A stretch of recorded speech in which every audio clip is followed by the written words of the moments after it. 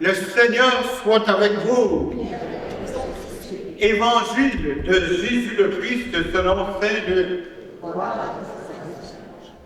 En ce temps-là, Jésus disait à ses disciples en parabole, un aveugle peut-il guider un autre aveugle?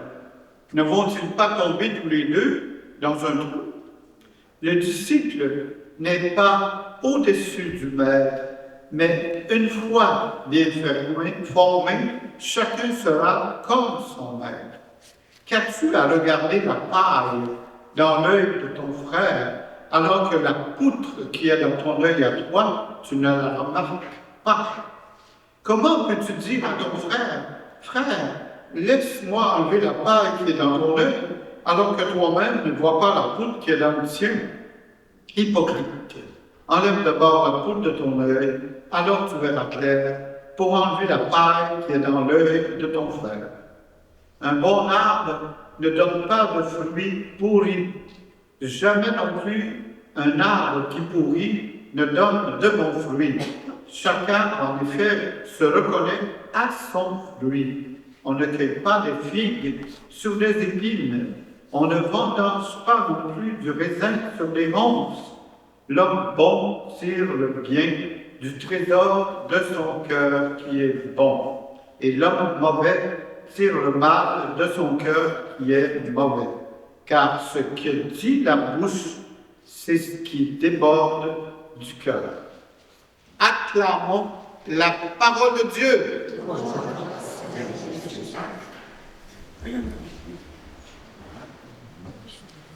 Il y en a-tu ici qui ont fait du scoutisme? Oh mon Dieu! Il n'y a pas grand scout ici. J'ai été 25 ans faire des scouts.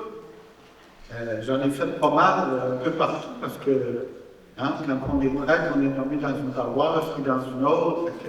Mais n'empêche que le plus longtemps que j'ai fait, c'est à Sorel. Beaucoup de scoutisme. Mais ici, à Saint-Hyacinthe, il y en a un qui était père loup, parce que les aumôniers, on est des père loup du scoutisme.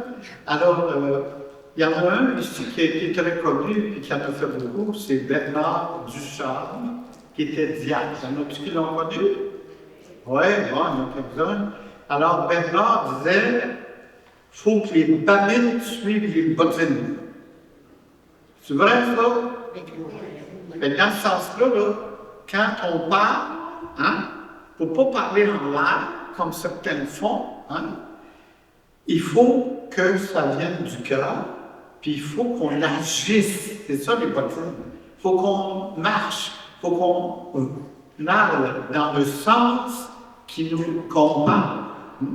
Alors, dans ce sens-là, soyons vraiment des chrétiens engagés, parce qu'il faut devenir toujours des gens qui ont une parole sûre, une parole qui est vraiment vraie, une parole qui est solide, qu'on peut compter sur elle. Alors, en ce sens-là, c'était dans nos anciens, nos ancêtres, c'était comme ça. Ils donnaient des paroles, c'était sûr que ça serait fait. Aujourd'hui, je suis au pas là-dessus, parce que c'est pas évident. Quelqu'un va dire oui, mais dans le fond, il fera oui. Alors, c'est important donc de bien agir. C'est pour ça qu'on parle de l'arbre, on le reconnaît à son fruit. Si on regarde les fruits que ça donne, bien là, on s'aperçoit que l'arbre est bon. Fait que, il faut toujours prendre, comme le dit dans la deuxième lecture, Saint Paul, prenez une part toujours plus active à l'œuvre du Seigneur. Alors, oui, parce que l'œuvre du Seigneur n'est pas finie.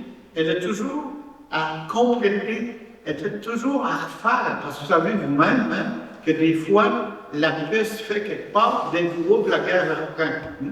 Donc, l'importance de toujours construire la paix, de faire en sorte de participer au royaume de paix, d'amour, de joie, de partage que nous demande le Seigneur à travers nos contemporains. D'où l'importance de tirer du bien du trésor de son cœur. Et c'est le cœur qui est le plus important, parce que c'est de lui que tout vient. Parce que, je ne sais pas si vous le savez, mais habituellement, on vient communier, donc on reçoit Jésus dans notre cœur. On vient, on partage pas juste le pain. La parole de Dieu aussi est partagée. Elle aussi, elle rentre dans notre petit boulot. Faire en sorte que ça se dépose au fond de notre cœur.